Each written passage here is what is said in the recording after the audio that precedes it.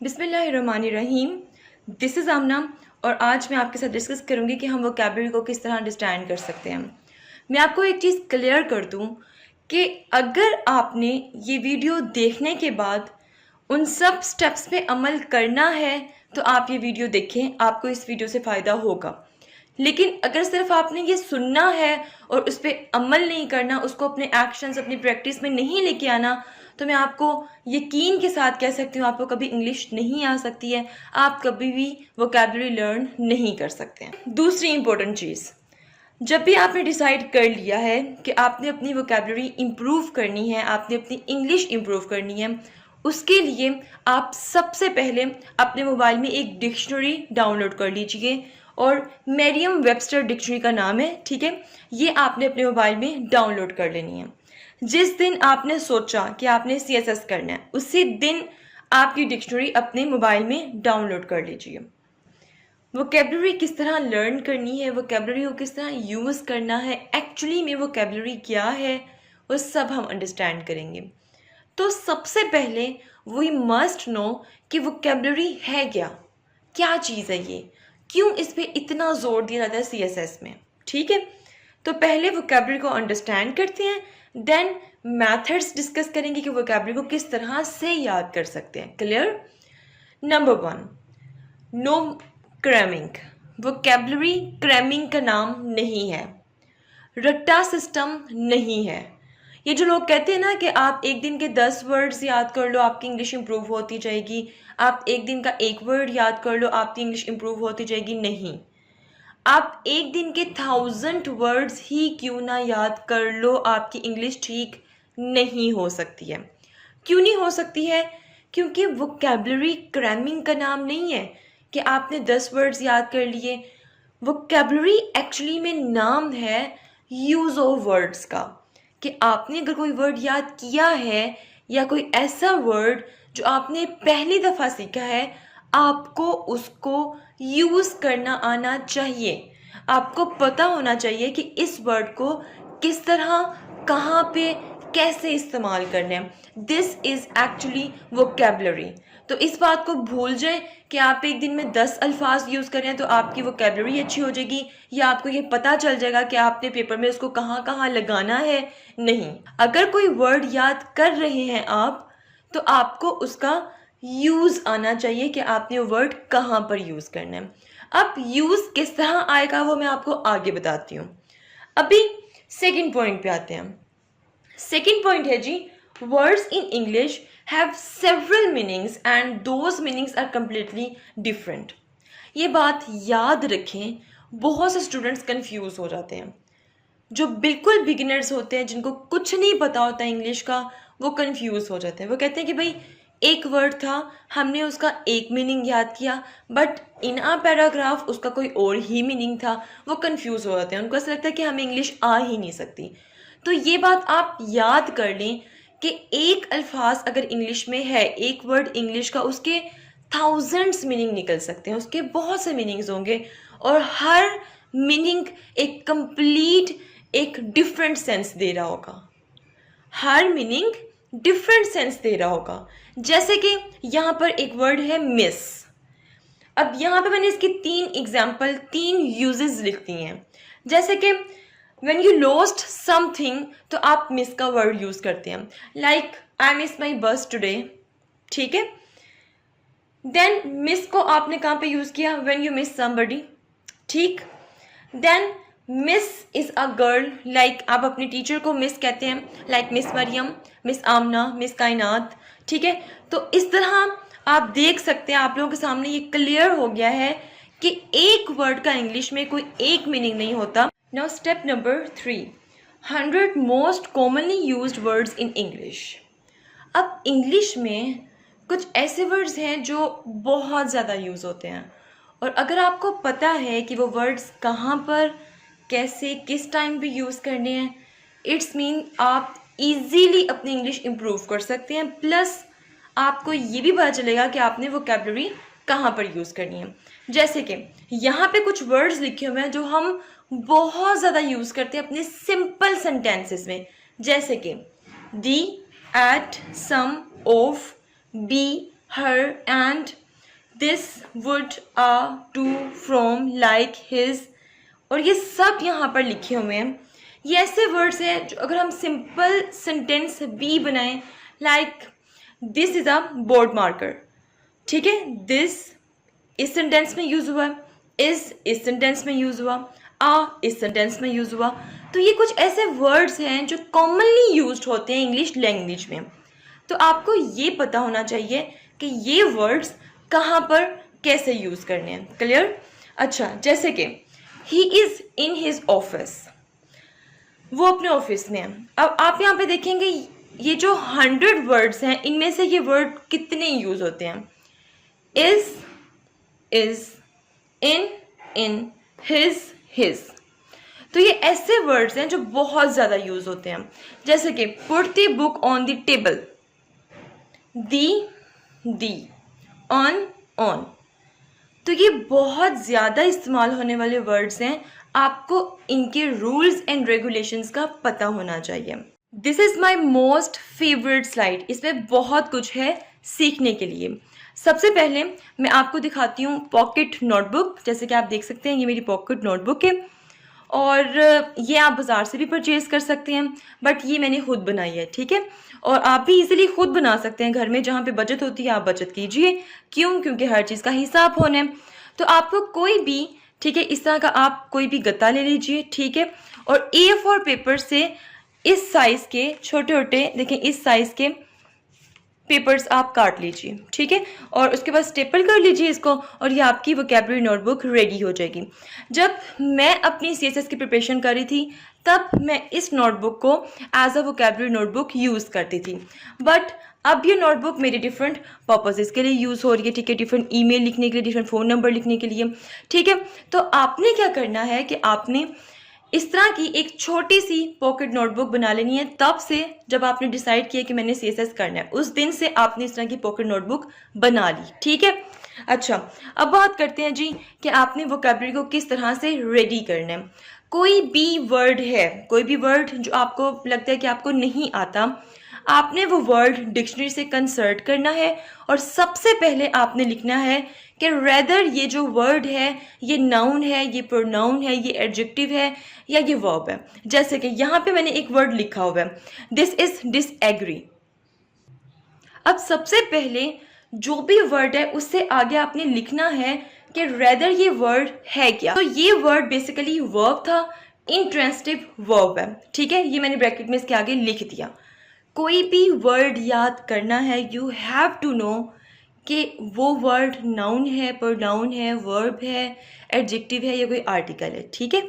अच्छा, देन आपने लिखना है मीनिंग उस वर्ड का। अब मैंने आपको स्टार्ट में बताया था कि एक वर्ड का कोई एक मीनिंग नहीं होता, बल्कि कंप्लीटली डिफरेंट मीनिंग्स भी होते हैं।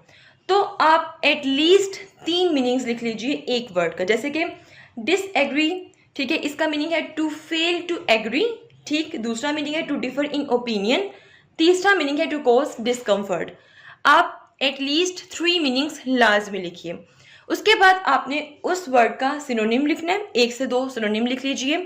जैसे कि डिसएग्री का सिनोनिम क्या है? Differ and dissent. देन उस वर्ड का आपने एंटोनिम लिखना है, जैसे कि एग्री एंड एसेंट, ठीक। देन आपने उस वर्ड को यूज करना है इन अ सेंटेंस। जैसे कि यहाँ पर सेंटेंस में लिखा हुआ है, I think that I should sell my car but he disagree.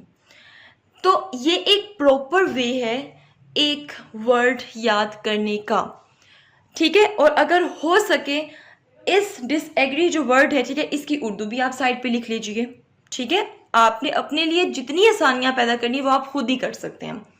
देखिए, एक वर्ड, इसको किस तरह से याद करना ये मैंने आपको बता दिया। सिर्फ एक वर्ड का आपने मीनिंग याद नहीं करना, बल्कि एक वर्ड है क्या आपको वो पता होना चाहिए। कितने मीनिंग्स याद करने वो आपको बता दिया। उस वर्ड का सिनोनिम, एंटोनिम और उसको किस तरह सेंटेंस में यूज करना है। देन आप इस काबिल होंगे कि आप वो वोकैबुलरी में, कि आप जो वोकैबुलरी यूज करें वो आप कहीं भी इस्तेमाल कर सकते हैं।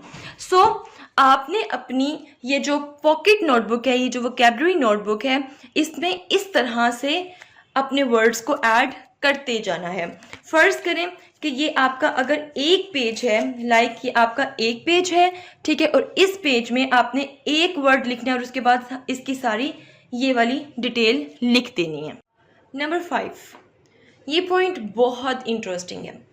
Take help from neighbour words.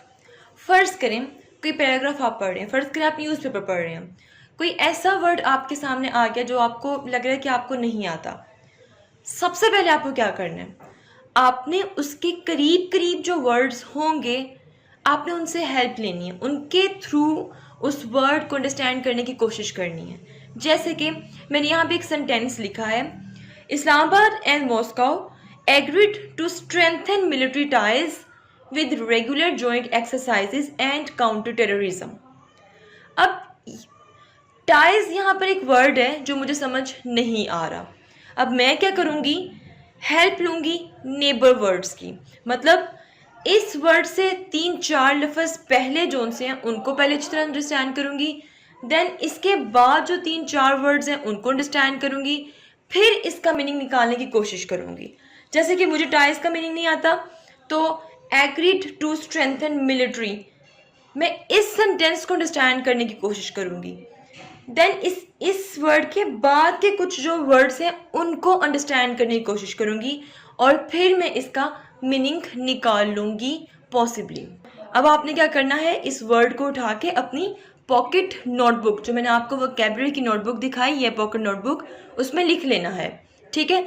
Then आपने डिक्शनरी से क्या करना है, कंसल्ट करना है कि रेदर ये जो वर्ड टाइज है इसका मीनिंग कनेक्शन है, इसका मीनिंग अलायंस है, इसका मीनिंग अटैचमेंट है या फिर क्या है। यहाँ से एक और पॉइंट भी निकलता है, डिक्शनरी से हमेशा कंसल्ट किया जाता है, डिक्शनरी को रट्टा नहीं लगाया जाता। बहुत से स्टूडेंट्स कहते हैं कि भाई मैंने डिक्शनरी के 1000 वर्ड्स याद कर लिए हैं, कोई फ़ायदा नहीं है।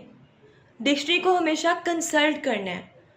वोकैबुलरी तब याद होगी जब आप उस वर्ड को यूज़ करोगे।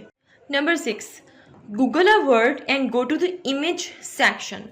कोई भी वोकैबुलरी, कोई भी वर्ड आपने याद किया है, आप ऐसा करें, उसको उठाएं, गूगल पे लिखें, ठीक है, और इमेज सेक्शन में जाएं, मतलब उसकी इमेज देखें। इससे क्या होगा कि वो इमेज उस वर्ड के साथ आपकी मेमोरी में सेव हो जाएगा। Clear. Then number 7, give compliment to people. ये बहुत इंटरेस्टिंग है। कोई भी वर्ड आपने याद किया है, कोशिश करें कि उस वर्ड को यूज़ करते हुए लोगों को कॉम्प्लीमेंट देना शुरू हो जाए। जैसे कि आपने कोई वर्ड याद किया है, जैसे कि ब्यूटीफुल, ठीक है, अब आप कॉम्प्लीमेंट कैसे देंगे, it's such a beautiful day, ठीक है। इसके अलावा you are the most beautiful woman I have ever seen. ये आप क्या कर रहे हैं, कॉम्प्लीमेंट दे रहे हैं। बिल्कुल इसी तरह it's a beautiful place, a beautiful weather, ठीक है। तो कोई भी वर्ड याद करें, आप उसको कॉम्प्लीमेंट देना शुरू कर दें लोगों को। ओके, अब टाइम है अपना टारगेट सेट करने का। इस वीडियो को देखने के बाद आप अपना टारगेट सेट करें कि आज से मैंने 5 वर्ड्स डेली के याद करने, या 10 वर्ड, वैसे मैं कहूँगी 5 वर्ड याद कर लें, ठीक है। या स्टार्ट आप सिर्फ 2 वर्ड से ले लें, बट स्टार्ट ज़रूर कीजिए। तो डिसाइड करें कि आज से मैंने 5 वर्ड्स डेली याद करने हैं, और किस तरह याद करने हैं, किस तरह वोकैबुलरी याद करनी है, किस तरह उस वर्ड के सिनोनिम, एंटोनिम्स और मीनिंग्स लिखने हैं, वो मैंने आपको ऑलरेडी बता दिए। तो 5 वर्ड आपने उठाए, उनको याद किया, ठीक है, और उसके बाद उनको हर वर्ड के तकरीबन 10 आपने सेंटेंसेस बनाने हैं। मतलब एक वर्ड को आपने 10 सेंटेंस में यूज़ करना है। उसके बाद ये काम आपने करना है सुबह अर्ली मॉर्निंग, मतलब 5 से 6 बजे का जो आपका टाइम होगा, सुबह का टाइम जल्दी याद होता है सुबह के टाइम, तो 5 से 6 का टाइम अपना वोकैबुलरी टाइम रखें और ये डिसाइड करें कि उस टाइम मैंने वोकैबुलरी याद करनी है। देन उसके बाद जो सारा दिन होगा, तब आपने ये सोचते रहना है कि जो मैंने 5 वर्ड्स यूज़ किए हैं, क्या वो इस सिचुएशन में आ सकते हैं। मतलब आप जो टाइम स्पेंड कर रहे हैं, आप रेदर अपने दोस्त से बात कर रहे हैं, रेदर आप पढ़ रहे हैं, रेदर आप अपनी फैमिली को टाइम दे रहे हैं, आप सोचें कि जो मैंने 5 वर्ड आज याद किए हैं, क्या वो मेरे इस पूरे दिन में कहीं फिट हो सकते हैं, क्या वो मेरी इस रूटीन में फिट हो सकते हैं। फिर रात को आपने क्या करना है, जो 5 वर्ड आपने याद किए थे सुबह के टाइम, उनको आपने रिकॉल करना है, उनको आपने रिवाइज करके सोना है, अदरवाइज वो भूल जाएंगे, ठीक है। तो क्या होगा कि रात को जब सोने लगे जो वर्ड्स सुबह याद किए थे उनको रिवाइज कर लें और बैठ के इंग्लिश में एक पैराग्राफ लिख लें। और टारगेट ये बनाएं कि मैंने जो वर्ड्स याद किए हैं उनको यूज़ करते हुए एक इंग्लिश में पैराग्राफ मैंने लिखना है। तो सुबह के टाइम 5 से 6 बजे का टाइम आप अपनी वोकैबुलरी का रख लें और रात को सोने से पहले 1 घंटा फिर अपनी इंग्लिश को आप दे दें, ठीक है। फिर नेक्स्ट डे जब आप उठेंगे तो उठते साथ नमाज पढ़ने के बाद आपका 5 से 6 का जो 1 घंटा है उस टाइम आपने क्या करना है, दोबारा से वोकैबुलरी याद करनी है नेक्स्ट डे की। बट उससे पहले लास्ट डे वाली गुजरा हुआ जो दिन है उसकी वोकैबुलरी एक दफ़ा फिर से रिवाइज कर लें। जब आप फिर से रिवाइज करेंगे तो आपको यकीनन सिर्फ 2 या 3 या फिर 1 वर्ड याद होगा, कुछ वर्ड्स भूल चुके होंगे। तो आपने ये करना है, फिर से उनको रिवाइज करना है।